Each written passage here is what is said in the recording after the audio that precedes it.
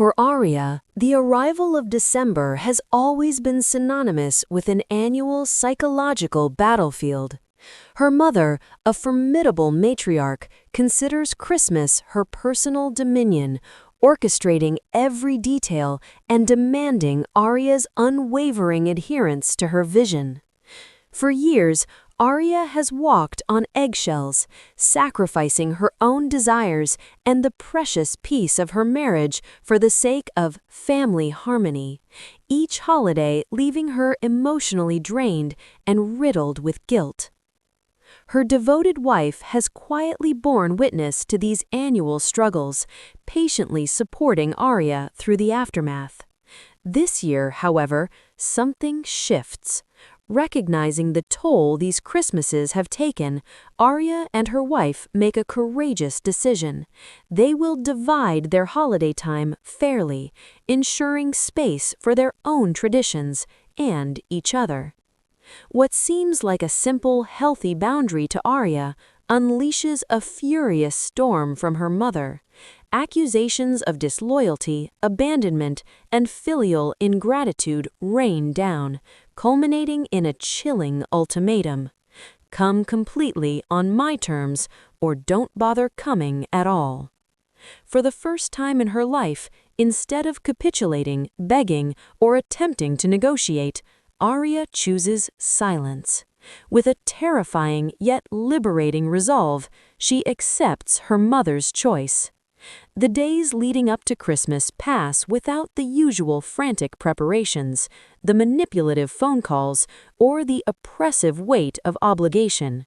Arya and her wife craft their own quiet, intimate celebration, filling their home with genuine laughter and a warmth born of authentic connection.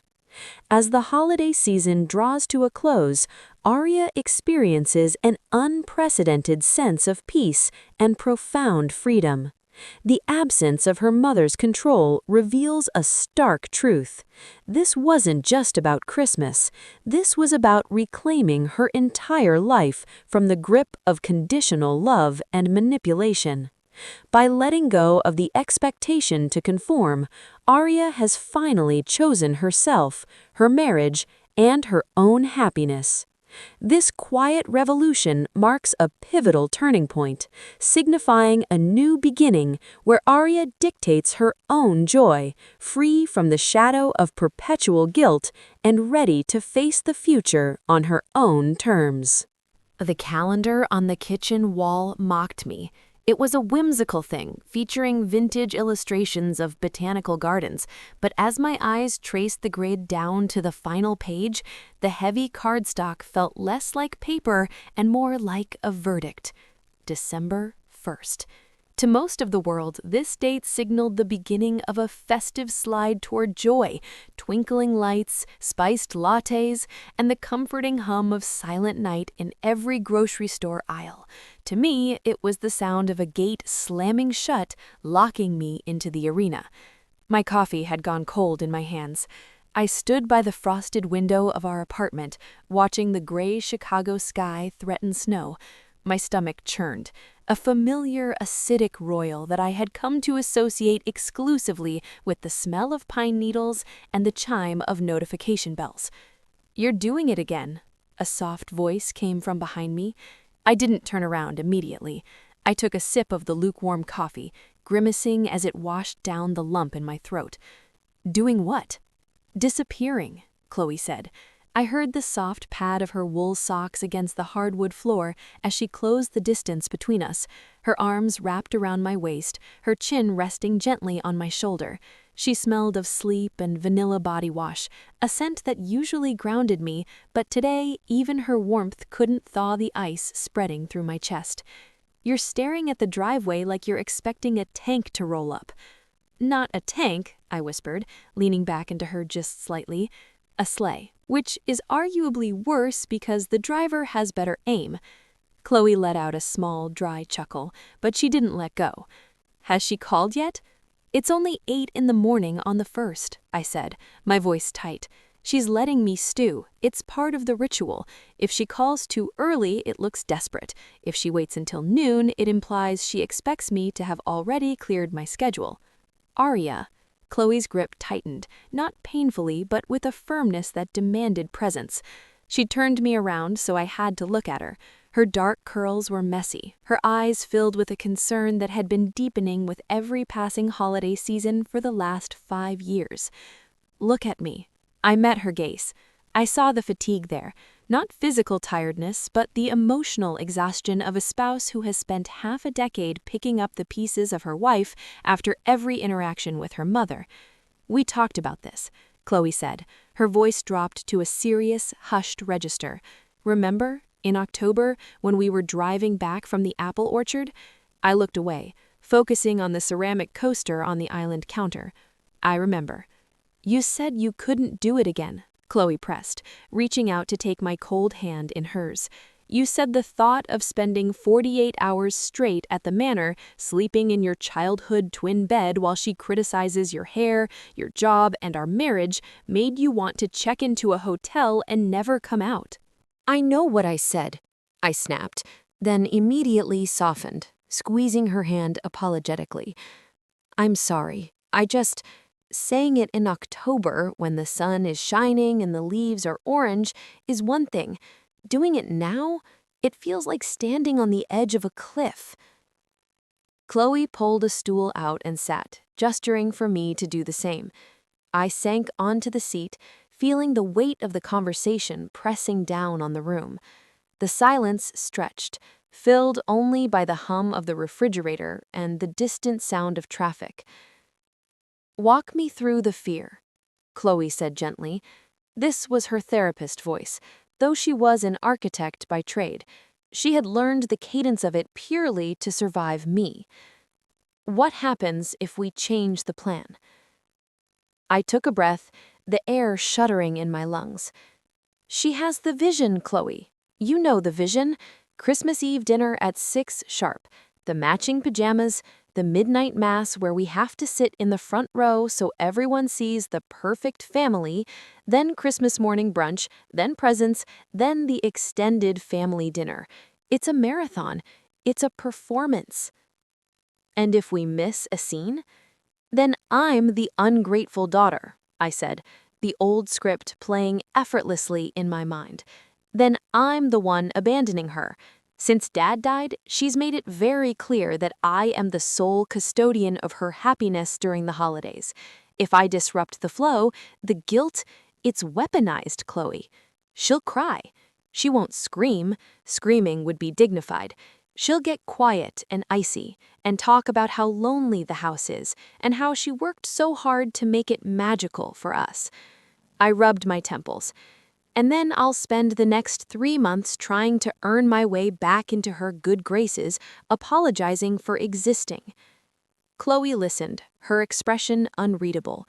She traced the grain of the wood on the counter. When she finally looked up, her eyes were clear and determined. And what about us? She asked. The question hung in the air, simple and devastating. What about us? I repeated, feigning ignorance, though I knew exactly what she meant. We've been married for 5 years, Arya. Do you remember our last Christmas morning? I flinched. I did. I remembered waking up in my childhood bedroom, Chloe on a blow-up mattress on the floor because my mother insisted the twin bed was too small for 2, and the guest room was under renovation, as it had been for 3 years. I remembered rushing downstairs before coffee because Mother was shouting that the quiche was burning. I remembered Chloe sitting in the corner of the living room, holding a cup of tea, completely ignored by my aunts, while I ran around playing hostess, waitress, and peacemaker. We didn't even exchange our gifts until the 27th, Chloe said softly, because by the time we got home, you were so drained you fell asleep in your coat on the sofa. I unwrapped your present alone. The memory hit me like a physical blow. I looked at my wife, this beautiful, patient, incredible woman who had endured the suffocation of my mother's orbit without complaint, only asking for scraps of my time. I don't want that for us, I whispered, tears pricking the corners of my eyes. I hated that. I hated seeing you in that corner. Then don't put me there, Chloe said. It wasn't an ultimatum, it was a plea. I love you, Arya. I respect your mother in her own way, but we are a family. You and I. This apartment, this is our home. Why does our joy have to be the sacrifice on her altar every single year? She stood up and walked to the small whiteboard on the fridge, grabbing a marker. She uncapped it with a definitive click. Let's look at the logistics. Just look at them. No commitment yet. She drew a line down the center. Her expectations versus a compromise. I watched her hand move. Her expectations the 24th through the 26th, full immersion. Chloe wrote 100% time on the left. Okay, and what do we want in a perfect world where you're not afraid? I closed my eyes, letting myself imagine it, the fantasy I usually suppressed. I want Christmas Eve here, I murmured. Just us. Maybe we order Thai food. Maybe we drink wine and watch bad movies. We wake up in our own bed. We have coffee. We exchange gifts slowly. Okay, Chloe wrote furiously. Christmas Eve, ours. Christmas morning, ours. But we have to see her, I added quickly, the panic flaring again. I can't just not go. That would be nuclear war. Right, Chloe agreed. So, what if we go over Christmas Day afternoon? Say 2 o'clock? We stay for the big dinner. We stay for the evening drinks. We give her the prime time slot, but we keep the intimate time for ourselves. She stepped back, revealing the board. The proposal. December 24th, Arya and Chloe, home. December 25th morning, Arya and Chloe, home. December 25th, 2 p.m. onwards, the manor. It looked so reasonable. It looked like what normal adult children did. It looked like a boundary. It looks fair, I admitted, my voice trembling. It is fair, Chloe affirmed. Actually, it's generous. Most couples alternate years. We are still giving her the actual holiday dinner. We are just reclaiming the edges. I stared at the black ink. The logic was sound, but logic had no place in my mother's house. In her world, love was measured in obedience. Partial attendance wasn't a compromise, it was an insult. She's going to lose her mind, I said, the reality of the upcoming confrontation settling over me like a heavy blanket. She has the menu planned. She probably already bought the matching pajamas for Christmas Eve. Then she can return them, Chloe said, her voice sharpening just a fraction. Or she can wear them. Arya, you are 32 years old. You are a senior editor at a publishing house. You manage million-dollar accounts. Why does this one woman hold the keys to your entire sense of self-worth? Because she's my mother, I said, though it sounded weak even to my own ears. And because she's alone. She's alone because she drives everyone away with her control, Chloe countered. She walked back to me, placing her hands on my knees, a simple gold band on her ring finger. I thought about the peace I felt in this apartment when it was just us. I thought about the laughter that felt easy, not forced. And then I thought about the knot in my stomach that had formed the moment the calendar page turned. I was tired. I was so incredibly tired of the dread. Okay, I breathed. Chloe paused. Okay? Okay, I said, louder this time.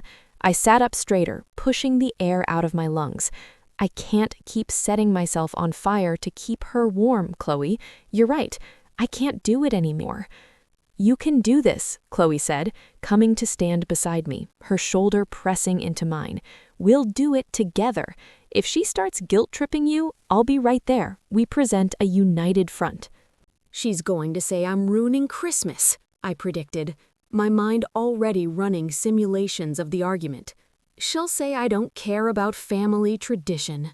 And we will tell her that we are creating our own traditions, Chloe said firmly, and that if she wants us there at all, she needs to respect that. I looked at the phone sitting on the counter. It was silent, black, and innocent-looking, but I knew that within the next 24 hours I would have to pick it up.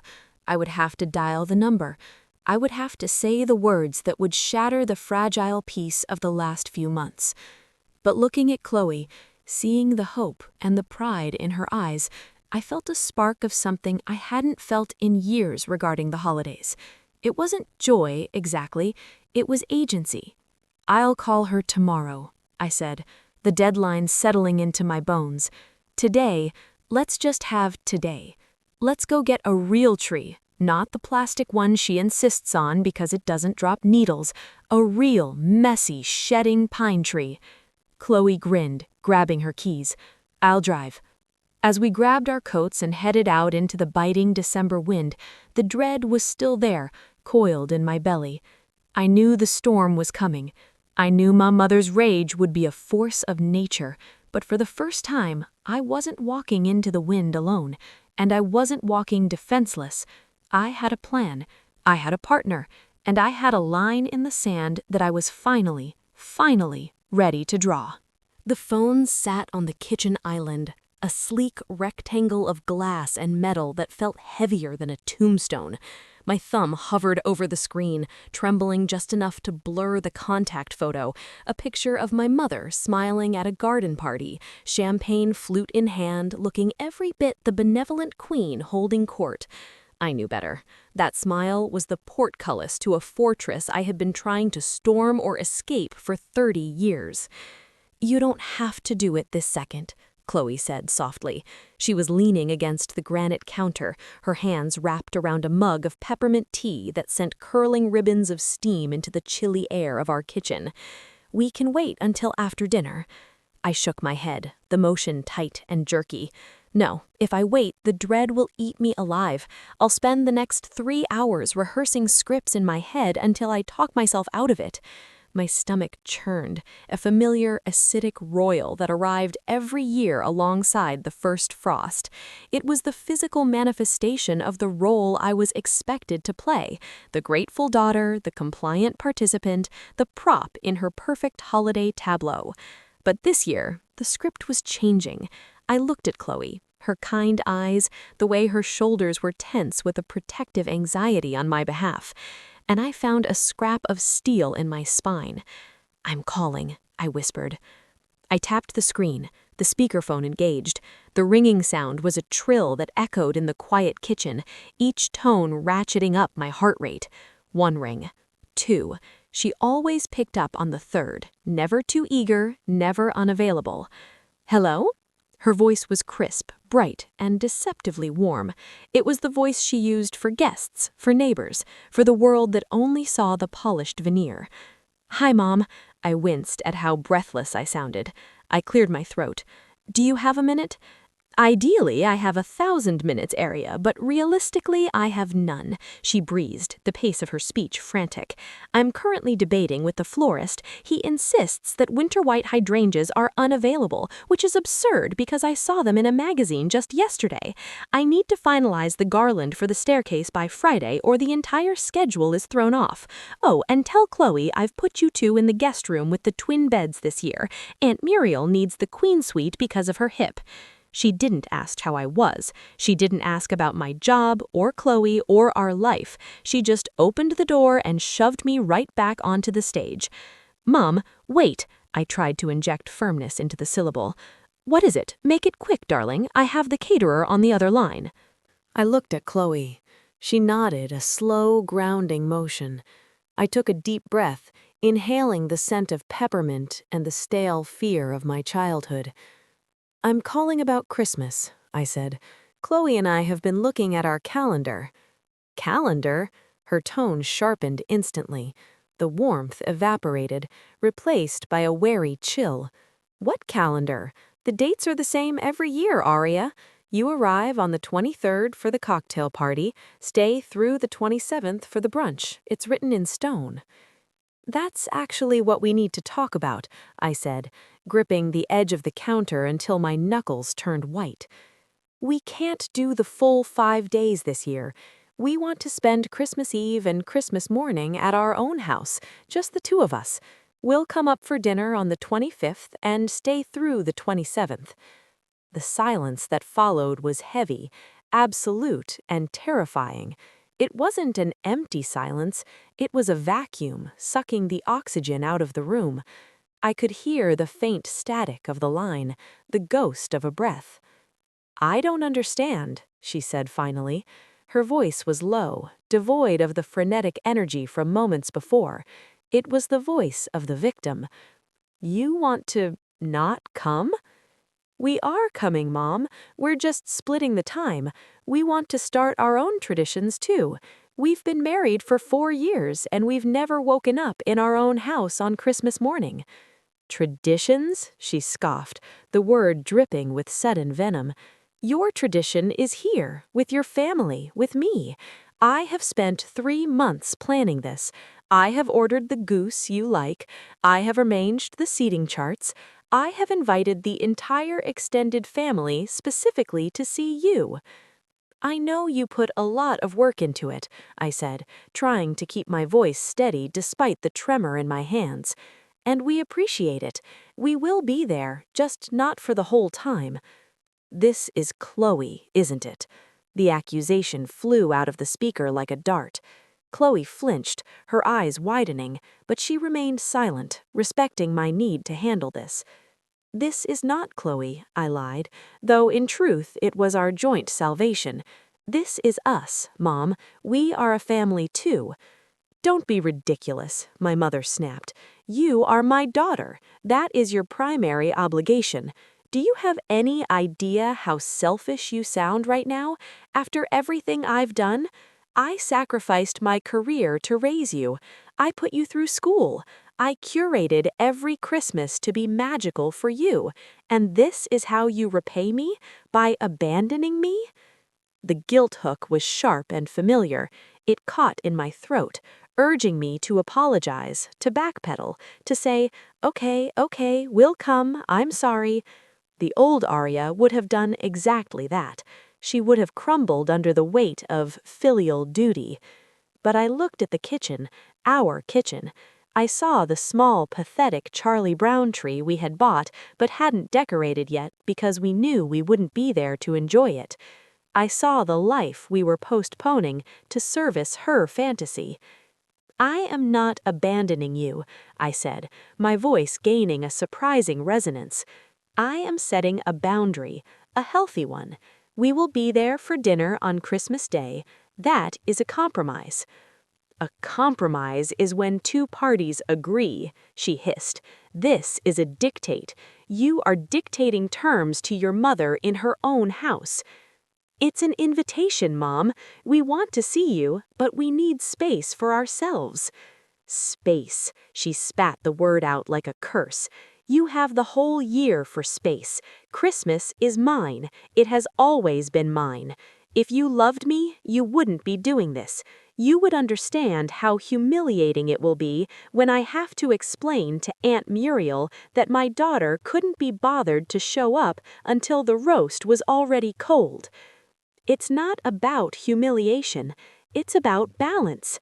It is about loyalty." Her voice rose to a shout, causing the speaker to crackle. "You are choosing her over me. You are choosing your little lifestyle over your blood. I have tolerated so much, Arya. I have bitten my tongue, but I will not be relegated to a stopover on your itinerary. I am the destination." My heart was hammering against my ribs, a painful, frantic rhythm. The toxicity was spilling over, thick and suffocating. It wasn't about the holiday. It never was. It was about possession. "Mom, please listen." "No, you listen," she cut me off, her voice dropping to a chilling, deadly calm. "I am not interested in scraps. I am not interested in fitting into the margins of your life. I am your mother. I demand respect." "I am respecting you by telling you the truth," I pleaded, feeling the tears prick my eyes, hot and stinging. "Why can't we just have a calm dinner on the 25th? Why does it have to be everything or nothing?" Because that is what family is, Arya. All or nothing. She took a jagged breath. If you cannot commit to this family, to the schedule I have painstakingly created, to the traditions that bind us, then perhaps you shouldn't come at all. The world seemed to stop spinning. The hum of the refrigerator, the wind outside, the beat of my own heart, it all suspended. "What?" I whispered. "You heard me," she said, her voice turning into ice. "If you are not here on the 23rd, do not bother coming on the 25th. I won't have you waltzing in halfway through, disrupting the flow, making everyone uncomfortable with your half-hearted presence. Come completely, on my terms, or don't bother coming at all." It was the ultimatum, the nuclear option. She had played this card before, usually over smaller things, a dress she wanted me to wear, a career choice she disapproved of, and every single time I had folded.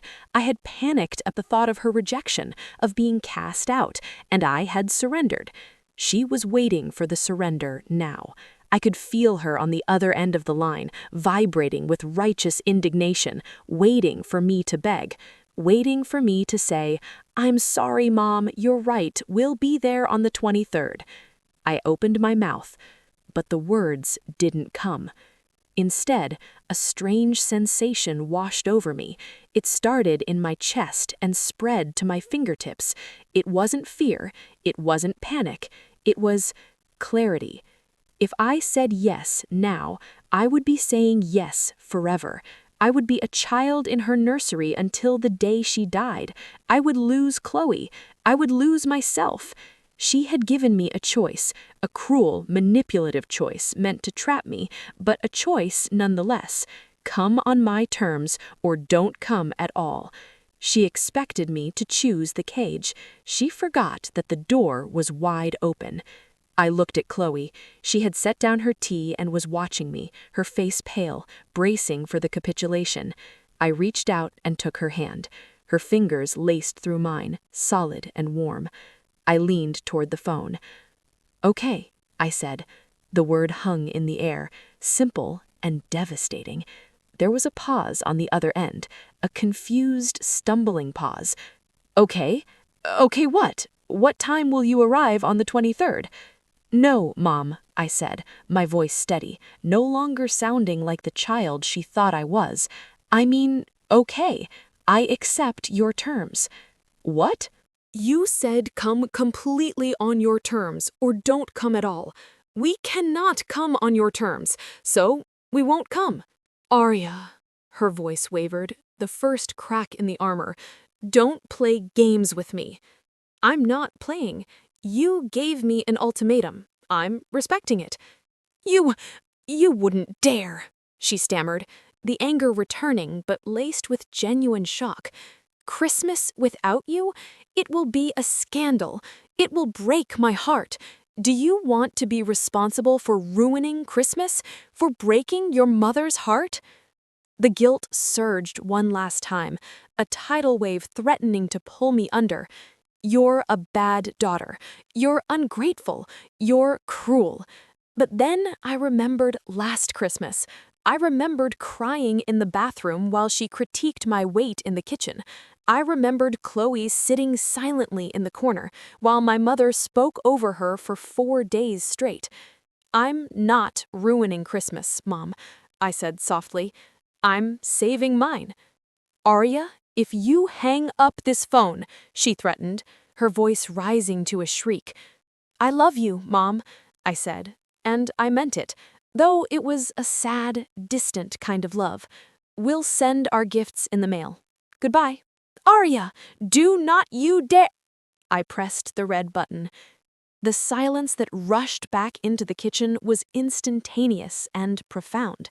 It wasn't the vacuum of before. It was the silence of a battlefield after the cannons have stopped firing. My hand was shaking violently now. I set the phone down on the counter and gripped the granite edge, breathing in short, sharp gasps. My entire body felt like it was vibrating, the adrenaline crash hitting me all at once. I felt lightheaded, dizzy with the magnitude of what I had just done. I had said no. I had actually said no. Chloe moved instantly. She didn't speak, she just wrapped her arms around me from behind, burying her face in the crook of my neck. She held me tight, acting as a physical splint for my fracturing composure. I did it, I whispered, the words sounding foreign in my own ears. You did it, Chloe murmured against my skin. I am so proud of you. I am so, so proud. I turned in her arms, pressing my forehead against hers. She's going to tell everyone I'm a monster. She's going to call Aunt Muriel and cry. She might not speak to me for months. I know, Chloe said, brushing a strand of hair away from my face. But look at the calendar, Ari.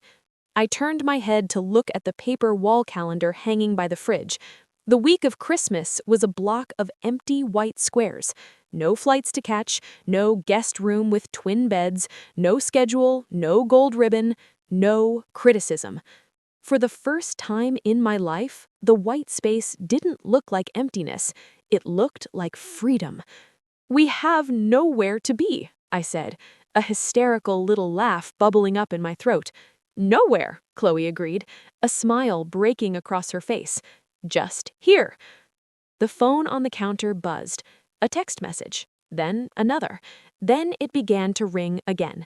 My mother's face flashed on the screen. I stared at it. The conditioned reflex to answer, to soothe, to fix, twitched in my muscles. But I didn't reach for it. Do you want me to turn it off? Chloe asked. No, I said. I reached out, my hand steadying as I touched the side button. I silenced the ringer. Then I flipped the phone face down. The buzzing continued against the granite, a muffled, angry vibration, but it felt distant now, like a storm raging miles away while we stood safe and dry behind thick glass. Let's drink our tea, I said, turning my back on the phone. And then let's figure out where to put that tree. The silence in our apartment was not empty. It was heavy, pregnant with a phantom anticipation that made the air feel thin. For the first 3 days following the phone call, I treated my cell phone like an unexploded piece of ordnance sitting on the granite kitchen island. I walked around it in wide arcs. I flinched when the refrigerator compressor kicked on. I waited for the second wave, the flying monkeys, the barrage of guilt-tripping text messages from aunts I hadn't seen in a decade, or the ominous passive-aggressive emails from my mother detailing her sudden onset of heart palpitations. But the phone remained black and dormant. You're doing it again, Chloe said. Her voice was gentle, cutting through the low hum of the dishwasher. She was standing in the doorway of the living room, holding 2 mugs of tea, steam curling around her fingers in the morning light. I blinked, realizing I had been staring at the screen for a solid 5 minutes, my breath held in my chest. I keep thinking the service is down, I admitted, my voice sounding ragged to my own ears. Or that she's driving here. She might be driving here, Chloe. It's a 4-hour drive, but she's done it for less. Chloe crossed the room, the floorboards creaking softly under her wool socks, a comforting, domestic sound that usually grounded me, but today felt like a countdown. She set the mugs down on the coffee table and took my hands. Her palms were warm, a stark contrast to the icy numbness that had settled into my fingertips. Your isn't coming, Arya, Chloe said, locking eyes with me, and if she does, the door stays locked. We talked about this. I know, I whispered. It's just the quiet. It's louder than the yelling. Usually, December 20th was the peak of the frenzy. By this date in years past, I would have received the revised itinerary, version 4 or 5, color-coded and laminated, sent via courier. I would be frantically scouring the city for the specific brand of brandy-soaked cherries my mother insisted were the only acceptable garnish for the holiday ham, or mediating a dispute between her and the caterer about the thread count of the napkins. My shoulders would be knotted so tight they touched my ears, and my sleep would be a fragmented mess of anxiety dreams where I forgot the centerpiece and ruined Christmas forever. But today, the 20th, the only item on our agenda was nothing. Drink your tea, Chloe urged, nudging the mug toward me. Earl Grey, extra bergamot. And then I think we should get the boxes down. I stiffened. The boxes? The decorations, Arya. Our decorations. A pang of irrational guilt shot through me. For the last 6 years of our marriage, our apartment had remained largely barren during the holidays. We spent so much time managing the aesthetics of my mother's sprawling estate that decorating our own home felt like a waste of energy. Energy I simply didn't have in reserve. We usually put up a token wreath and maybe a string of lights on the balcony, largely to avoid looking like Scrooges to the neighbors, but we never committed. Are you sure? It feels illegal, like we're celebrating a crime. Chloe laughed, a bright, clear sound that seemed to shatter a little bit of the tension in the room. The crime of having a calm Saturday? I'm willing to serve time for that. Come on. We retrieved the plastic bins from the storage closet. As we unpacked them, I realized how little we actually owned. There was a mismatched collection of ornaments we'd bought on vacations, a glass puffin from Iceland, a wooden clog from Amsterdam, a glittery Eiffel Tower. They were tacky, disjointed, and utterly perfect. As I unwrapped the puffin, my phone buzzed on the table. The sound hit me like a physical blow. I dropped the ornament, luckily onto the plush rug, and whipped my head toward the device. My heart hammered against my ribs, a frantic bird trapped in a cage. Here it is, I thought. The ultimatum was a bluff. Now comes the punishment. I walked over to it, my legs feeling like lead. I stared at the screen. Spam risk. I let out a breath that sounded more like a sob. My knees gave way and I sank onto the sofa, burying my face in my hands. The cortisol spike was so intense it left me dizzy. Arya? Chloe was beside me in an instant, her arm draped over my shoulders. It was just spam, I mumbled into my palms. God, I'm pathetic. I'm a grown woman, Chloe. I pay a mortgage, I manage a team of 12 people at work, and I'm terrified of a ringtone. You're not pathetic, she said firmly, rubbing circles into my back. You're detoxing. You've been conditioned for 30 years to believe that your compliance is the rent you pay for your mother's love. Eviction is scary, even if the landlord was a tyrant. I looked up at her, tears prickling the corners of my eyes. Is that what this is? Eviction? No, Chloe said, reaching out to wipe a tear from my cheek. This is moving out. There's a difference. You handed in the keys, remember? You chose this. I took a deep, shuddering breath, trying to internalize her words. I chose this. I looked around the living room. It was messy with newspaper and bubble wrap. It smelled of dust and the cinnamon candle Chloe had lit earlier. It was quiet. Okay, I said, picking up the glass puffin from the rug. Okay, let's put this weird little bird on the tree. The next 2 days passed in a blur of strange, unfamiliar leisure. We went grocery shopping on the 22nd. Usually, this was a military operation involving a specific butcher 3 towns over and a bakery that required orders to be placed in October. This time, we walked to the local market down the street. The air was crisp, biting at my cheeks, but the winter sun was bright. We strolled through the aisles without a list. Do you want turkey? Chloe asked, hovering over the meat section. I looked at the massive frozen birds and felt a wave of nausea. The thought of basting, of temperature checks, of the inevitable criticism that the breast meat was too dry made my stomach turn. No, I said, surprising myself. I want lasagna. Can we make lasagna? The really cheesy one with the bechamel sauce? Chloe grinned. We can make whatever the hell we want. Lasagna it is. We bought fresh pasta sheets, ricotta, mozzarella, and a bottle of red wine that cost less than $20, a vintage my mother would have poured down the sink with a sneer. We bought dark chocolate and peppermint bark. We bought things simply because they looked good, not because they were required to uphold a dynasty. Back home, as the afternoon light faded into a cobalt evening, I found myself standing by the window, looking out at the city lights. The silence was still there, but its texture had changed. It was no longer a held breath. It was becoming an exhale. But the ghost of the routine lingered. My internal clock was still calibrated to the chaos. At 6 p.m., I felt a phantom urge to check the flight status of my Aunt Meredith, who usually flew in around this time. At 8 p.m., I felt the itch to start polishing silverware. I wandered into the kitchen, where Chloe was chopping garlic. The rhythm of the knife against the wooden board was hypnotic. "I feel like I'm forgetting something," I said, leaning against the counter. "I feel like I've left the stove on or left the front door wide open." Chloe stopped chopping and looked at me. "That's the space where the panic used to be. It feels empty because you're used to filling it with adrenaline." She put down the knife and wiped her hands on a towel. "Why don't we fill it with something else? Put on some music. Not the classical station your mom likes. Put on that jazz record you bought last month and never opened." I went to the turntable in the corner. I slid the vinyl out of its sleeve. The static crackled, promising something warm. I dropped the needle.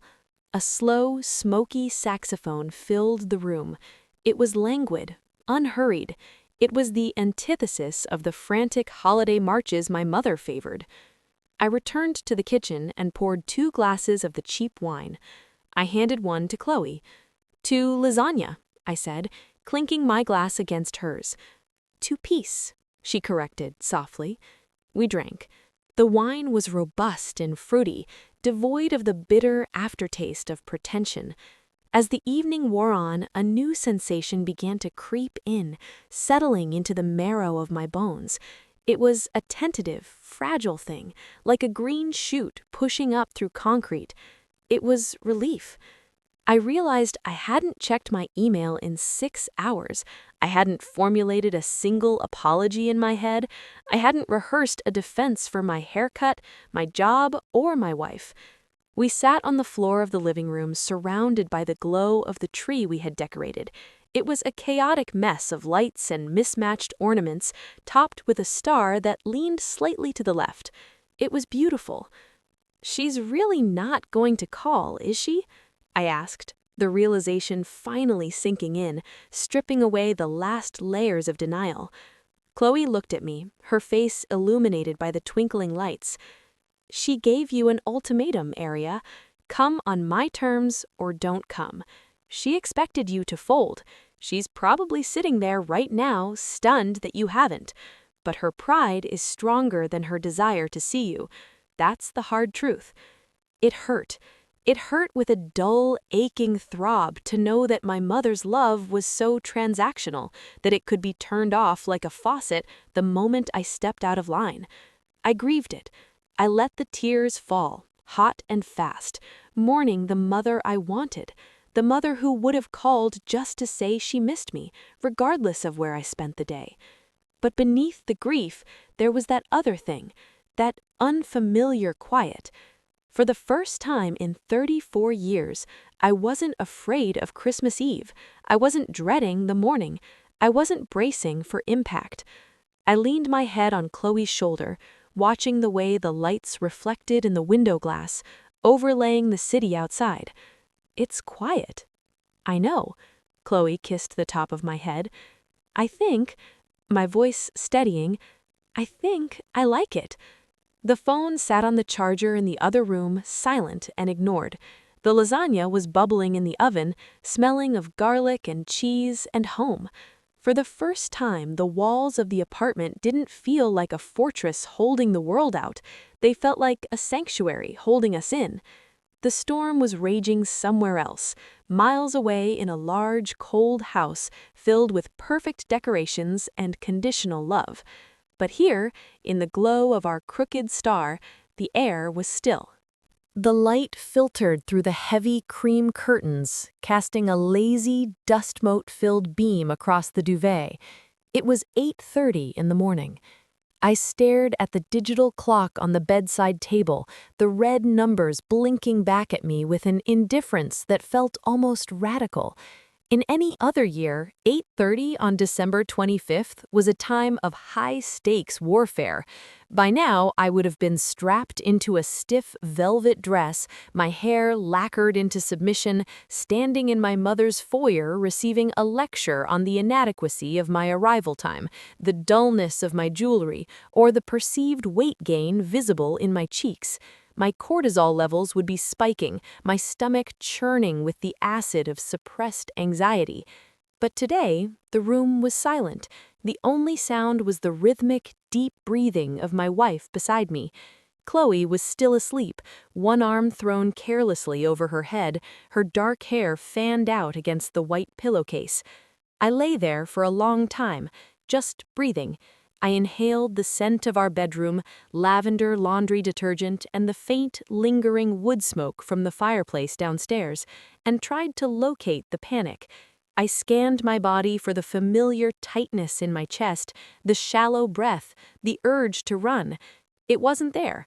In its place was a strange, hollow lightness, like the feeling of stepping off a treadmill that had been running too fast for too long. "Merry Christmas," a sleepy voice murmured. I turned to see Chloe blinking one eye open, a lazy smile stretching across her face. "Merry Christmas," I whispered back. The words felt illicit, dangerous, and incredibly sweet. "Did the world end?" she asked, shifting closer and draping an arm over my waist. "Did the sky fall because we slept in?" "Not yet," I said, burying my nose in the crook of her neck. "But the day is young." "Stop it," she chided gently, pressing a kiss to my forehead. "No ghosts today, just us." We eventually dragged ourselves out of bed, not because a schedule demanded it, but because the smell of coffee began to drift up from the timer we'd set the night before.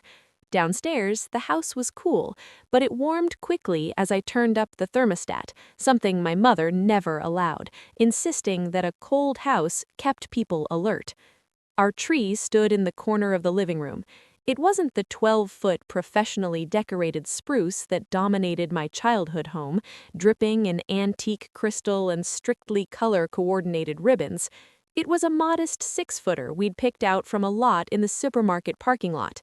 It was covered in mismatched ornaments, a ceramic dog with a chipped ear, a glittery taco, travel souvenirs from our honeymoon, and strands of popcorn we'd strung up 3 nights ago while drinking too much wine. It was chaotic, imperfect, and utterly beautiful.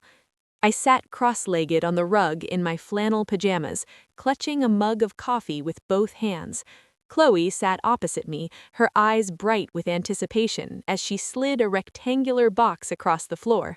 "You first," she said. My hands trembled slightly as I undid the ribbon. It was silly, really, to be nervous, but gift-giving had always been a minefield. With my mother, every gift was a test. If I bought her something expensive, I was frivolous. If I made something, I was cheap. And her gifts to me were always passive-aggressive corrections, gym memberships, self-help books on assertiveness, or clothes 2 sizes too small for motivation. I peeled back the paper to reveal a vintage, leather-bound copy of Mrs. Dalloway. I ran my fingers over the worn spine. It was the book I had written my thesis on, the one I talked about constantly, the one I had lost in a move years ago and never replaced. "I found it at that bookstore in the village, the one with the grumpy cat. I remember you saying you missed the smell of the old pages." Tears pricked my eyes, hot, sudden, and overwhelming. It wasn't just a book, it was proof that I was seen, not molded, not critiqued, but seen. "It's perfect," I managed, my voice thick. "Thank you." "Okay, my turn," she grinned, bouncing a little. I handed her the heavy box I'd hidden in the back of the closet for weeks. She tore into it with none of the delicate restraint I had been trained to exhibit. When she saw the espresso machine, the high-end Italian one she'd been drooling over for 3 years but refused to buy for herself, she actually squealed. "Aria, this is insane! It's too much!" "It's exactly enough," I said, watching her fingers trace the chrome buttons. "I want you to make me coffee every morning for the rest of our lives. It's a selfish gift, really." She scrambled over the pile of discarded paper to kiss me, tasting of toothpaste and joy. "Best Christmas ever," she declared against my lips. The morning bled into the afternoon with a languid, syrupy pace. There was no rush to set the table, no frantic polishing of silver. We put on a playlist of old jazz records, Ella Fitzgerald and Louis Armstrong, and moved into the kitchen to start dinner. This was the moment I had feared most, the kitchen, the epicenter of my mother's domain. Usually, I would be relegated to peeling potatoes, my technique criticized with every slice. "You're taking too much skin off, Aria, you're wasting it." Today, I stood at the counter chopping onions while Chloe seared the beef for the bourguignon. The air filled with the rich, savory scent of searing meat, garlic, and red wine. "Hand me the thyme?" Chloe asked, not looking up from the Dutch oven. I reached for the jar, but my hand slipped, knocking a glass measuring cup off the counter. It shattered on the tile floor with a deafening crash. I froze, my shoulders hunched up to my ears, my breath catching in my throat. I squeezed my eyes shut, waiting for the explosion. Clumsy, careless, ruining everything. Can't you do one simple thing right? The voice was so loud in my head I could almost feel the spit on my face. "Whoops," said Chloe.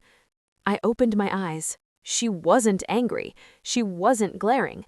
She had just turned down the burner and was already grabbing the dustpan. "Don't move," she said calmly. "I don't want you to step on glass." I'm sorry," I stammered, my heart hammering against my ribs. "I'm so sorry, Chloe." She stopped sweeping and looked at me, really looked at me. She set the broom down and stepped over the debris to take my face in her hands. "Aria," she said firmly, "it's a measuring cup. It cost $4. We are not doing that today." "I know," I whispered, shaking. I know," she soothed, running her thumbs over my cheekbones. "She's not here. Nobody is keeping score. You dropped a cup. It's physics, not a moral failing." I let out a shuddering breath, leaning my forehead against hers. "Physics, not a moral failing," I repeated. "Exactly. Now stand back while I save our feet." We finished cooking with a renewed sense of ease. I poured us both a glass of dark Cabernet, and we danced around the kitchen island while the stew simmered. I found myself laughing, a genuine, belly-deep laugh, when Chloe tried to dip me and nearly tripped over the rug. When we finally sat down to eat, the sun had set and the only light came from the candles on the table and the twinkling lights of the tree in the next room. The table was small, intimate. We didn't use the fine china I had inherited from my grandmother, the stuff I was terrified to chip. We used our everyday plates, the blue ceramic ones with the scratches from years of use. The beef bourguignon was rich and tender, the mashed potatoes buttery and imperfectly lumped, just the way I liked them. "This is amazing," Chloe mumbled around a mouthful of bread. "It really is," I agreed. I took a sip of wine, looking around the room. It felt different. The air pressure in the house was lower. "You've been quiet for a few minutes," Chloe observed, tearing off another piece of baguette. "Where did you go?" I swirled the wine in my glass, watching the red legs run down the side. "I was just thinking about the silence." "Too quiet?" she asked, a flicker of concern in her eyes. "No," I shook my head quickly. "No, not at all. I was just realizing that usually, by this time of night, I'm exhausted. Not physically, but spiritually. Usually I'm sitting at the end of that mahogany cable, listening to my mother critique my cousins, smiling until my jaw aches, checking my watch under the napkin, praying for it to be over." I looked at Chloe, her face soft in the candlelight. "I don't want this to be over," I admitted. "That's the difference. I'm not enduring this. I'm living it." Chloe reached across the table and covered my hand with hers. "I missed you, you know," she said quietly. Every Christmas for the last 5 years, I've watched you disappear. You'd physically be there, but the Arya I love would vanish into this terrified little girl trying to please a general. I missed having my wife on Christmas. I missed me, too, I whispered. A tear finally escaped, tracking down my nose. But it wasn't a tear of sadness. It was the release of a pressure valve I hadn't realized was about to burst. I didn't know it could be like this. I thought the stress was the price of admission for having a family. That's a high price, too high. Yeah, I squeezed her hand back. I bet she's furious right now.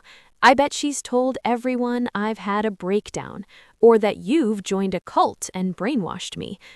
Chloe chuckled. Let her. Let her tell whatever story she needs to tell to sleep at night. We have our own story now. Our own story, I echoed, tasting the words. They felt solid, real. We cleared the plates slowly, leaving the dishes in the sink because we could. We moved to the sofa, tangling our legs together under a thick knitted blanket. We watched a terrible, cheesy Christmas movie, mocking the plot holes and eating peppermint bark until our teeth hurt. As the credits rolled, I looked over at the window. Snow had started to fall, dusting the world outside in a fresh, clean coat of white. The phone lay on the coffee table, screen black. I hadn't checked it all day. I knew there were likely voicemails, perhaps a wall of text messages, ranging from icy to volcanic. But looking at the dark screen, I felt a surge of power. I didn't have to look. I didn't have to listen. I was safe here, in this warm, imperfect house, with the woman who loved me for who I was, not for how well I performed obedience. "What are you thinking?" Chloe asked, resting her chin on my shoulder. "I'm thinking," I said, leaning back into her warmth, "that we should make those cinnamon rolls again tomorrow morning, and maybe leave the dishes until noon." Chloe kissed my temple. "I think that sounds like a tradition worth keeping." I closed my eyes, listening to the silence of the house, a silence that was no longer empty, but full of peace, full of love, full of me. The silence that filled the house in the days following Christmas was not empty, it was substantial, a physical presence that draped over the furniture like a warm, heavy quilt. In years past, the week between Christmas and New Year's had been a period of frantic damage control, a time for breathless apologies, rigid postmortems of the holiday dinner, and the exhaustive emotional labor of soothing my mother's perceived slights. I would usually be vibrating with residual cortisol, flinching every time my phone buzzed, terrified that I hadn't looked grateful enough while unwrapping a passive-aggressive gift or that I had left her house too early. But this morning, the air was still. The only sound was the rhythmic, comforting huff of the furnace kicking on and the soft scrape of a ceramic pan coming from the kitchen. I sat in the oversized armchair by the window, my legs tucked beneath me, watching the gray light of late December filter through the frosted glass. Outside, the world was locked in the quiet paralysis of deep winter, but inside, I felt a strange, terrifying thawing. My phone sat on the side table, face up, a black, dormant slab of glass. I reached out and touched it, the metal cool against my fingertips. There were no missed calls, no walls of text detailing my selfishness, no voicemails heavy with theatrical sighs. My mother's ultimatum, come completely on my terms or don't bother coming at all, had been absolute. She had expected me to fold. She had banked her entire relationship with me on the certainty that my fear of her rejection was greater than my desire for self-preservation. She had miscalculated. "Coffee's up." Chloe's voice drifted from the kitchen, low and melodic, breaking my trance. She walked in a moment later, carrying 2 steaming mugs, her hair a messy halo of curls, looking so beautifully, effortlessly human that my chest ached. She set the mugs down on the coaster and sat on the ottoman in front of me, her knees bumping gently against mine. "You're staring at the phone again," she said. It wasn't an accusation, just an observation. Her eyes were gentle, scanning my face for the cracks that usually appear this time of year. "I am," I admitted, wrapping my hands around the hot ceramic mug. "I keep waiting for the other shoe to drop. I keep waiting for the police to show up for a welfare check or for a flying monkey ant to call and scream at me, but there's just nothing." Chloe took a sip of her coffee, the steam rising to obscure her face for a second. "It's the silence you chose, Arya. It feels loud because you've never heard it before." "I feel dangerous," I whispered, "like the eye of a storm." "Or maybe," Chloe said, leaning forward and resting a hand on my knee, her thumb rubbing circles into the fabric of my sweatpants, "maybe the storm has moved on. Maybe you just walked out of its path." I looked down at her hand, anchoring me to the present. For a decade, Chloe had been the collateral damage of my mother's wars. She had bitten her tongue until it bled, smiled through insults disguised as jokes, and held me while I sobbed in the car on the way home every December 25th. She had never given me an ultimatum. She had simply waited for me to save myself. "I feel guilty," I said, the confession tasting like ash. "I feel guilty that I'm not suffering. She's probably sitting alone in that big house, stewing in her own misery, waiting for me to crawl back. And I'm here, drinking hazelnut coffee, and I actually slept 8 hours last night." "Guilt is a habit," Chloe said firmly. "It's a neural pathway she wired into you before you could even speak. But feeling guilty doesn't mean you did something wrong. It just means you broke a rule that was rigged against you." I closed my eyes, letting the truth of her words wash over me. A rule rigged against me. That was exactly it. The game had always been impossible to win. If I went to my mother's, I lost my dignity. If I stayed away, I lost my good daughter status. But by accepting the loss, by stepping off the board entirely, I had changed the physics of my world. "Do you know what I realized?" I asked, opening my eyes to look at the woman who had stood by me through the fire. "I realized I haven't missed her. Not really. I missed the idea of a mother. I missed the fantasy of a warm family Christmas that we never actually had. But I don't miss the walking on eggshells. I don't miss the knot in my stomach." Chloe smiled, a genuine crinkling of the eyes that warmed me faster than the coffee. "That sounds like freedom, babe." "It sounds like a divorce," I countered, the weight of the word hanging in the air. "Not from you, from her, from the lineage of obligation." We sat in silence for a long time, sipping our coffee as the morning light shifted across the floorboards. It wasn't an awkward silence, it was companionable, rich with unspoken understanding. We didn't need to fill the space with nervous chatter to drown out the tension, because there was no tension. Eventually, Chloe stood up and stretched, her joints popping. "I was thinking," she said casually, "that since we aren't rushing off to return reject gifts or driving 3 hours to apologize for existing, maybe we could go for a hike. The trails by the river should be empty." A hike? On December 27th? Usually, this day was reserved for my migraine recovery, lying in a dark room with a cold compress while my mother sent texts asking why I hadn't posted photos of her dinner on Facebook yet.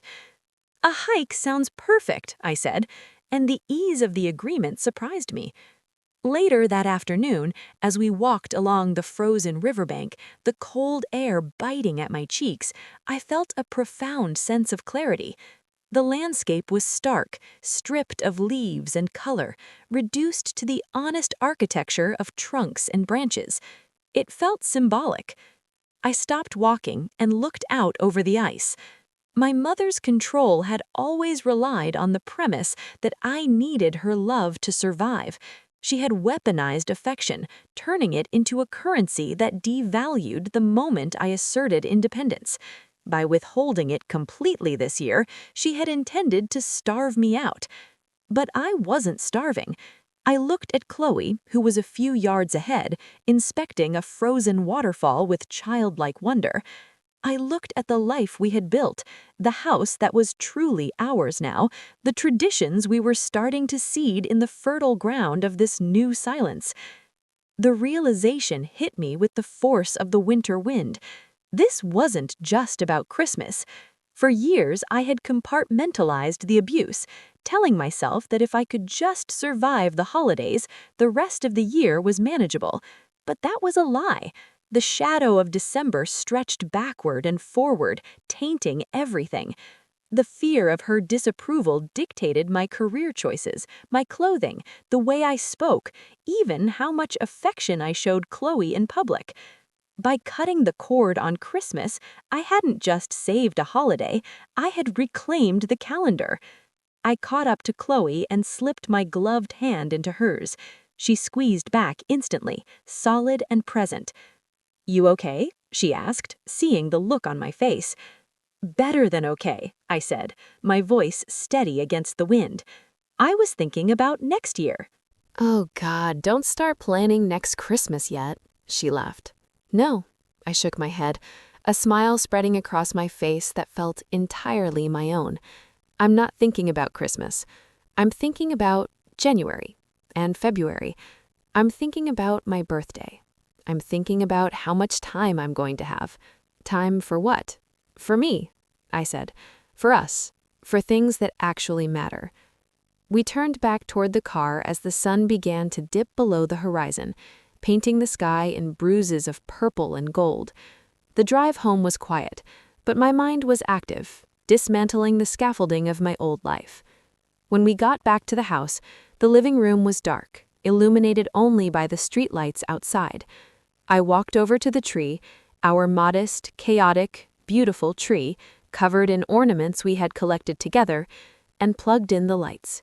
The room glowed. My phone, still sitting on the side table where I'd left it hours ago, lit up with a notification.